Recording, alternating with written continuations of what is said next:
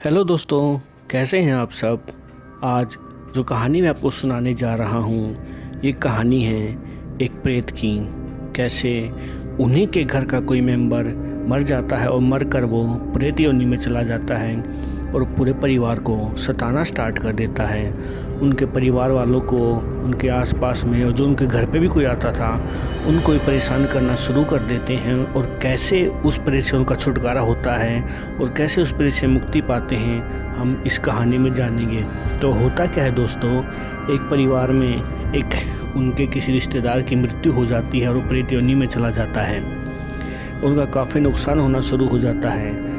तब वो पूरे परिवार के जो मेन बड़े सदस्य होते हैं वो अपने राजपुरोहित के पास जाते हैं, क्योंकि अच्छे खासे पूरे अमीर धनवान फैमिली होती हैं, तो पैसों की कोई कमी नहीं थी। लेकिन आहिस्ता आहिस्ता बिजनेस में, कारोबार में भी उनके गिरावट आनी शुरू हो जाती है और फैमिली मेम्बर भी बीमार होने स्टार्ट हो जाते हैं। तो इन्हीं सब का इलाज करने के लिए अपने पुरोहित के पास जाते हैं और उनको सारी बात बताते हैं। अब उनके पुरोहित तो मेन वाले तो होते नहीं, जो उनका शिष्य होता है वो होता है, तो उसको सारी बात बताते हैं। और वो पहले तो शिष्य मना कर देता है कि मेरे को इस सब चीज़ के बारे में नहीं पता है और ना ही मैं ये करूँगा।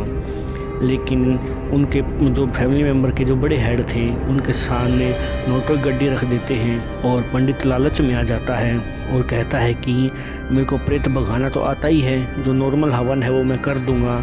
ये मन में सोच लेता है, लेकिन उस प्रेत को कैसे काबू किया जाए वो उसको इतना ज़्यादा पता नहीं होता। वो कहता है कि ठीक है, हम कल हवन करेंगे और आपको उस प्रेत मुक्ति से कर देंगे।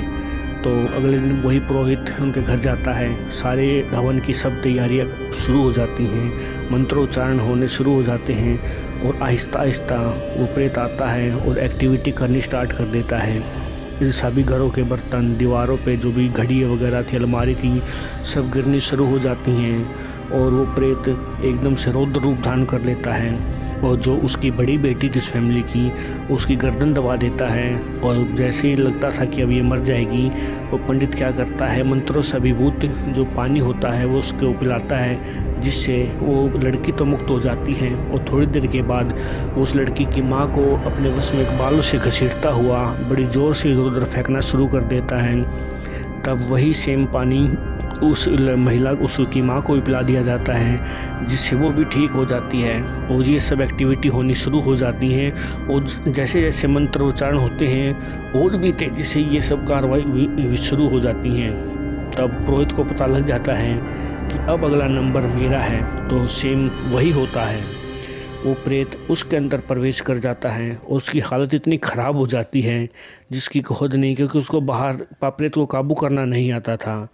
तब जो फैमिली वाले हैं उस पंडित के फैमिली को फ़ोन करते हैं और कहते हैं कि इनकी हालत ज़्यादा ख़राब हो गई, आप आँख इनको ले जाएं।